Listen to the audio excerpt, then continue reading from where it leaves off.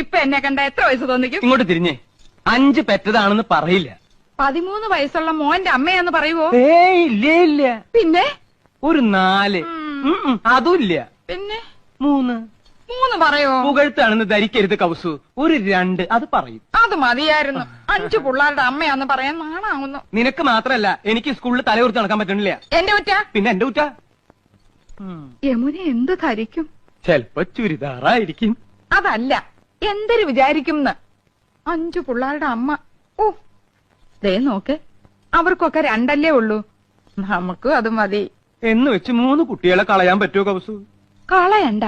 യമുന വരുമ്പോ നമുക്ക് 2 പിള്ളേരെ ഉള്ളെന്ന് പറഞ്ഞാ മതി. 3 പേരെ മുറിയിലിട്ട് പൂട്ടാം. കൗസു മിണ്ടാതിരുന്നാ മതി. കല്യാണി, ശശികുട്ട, ശങ്കര,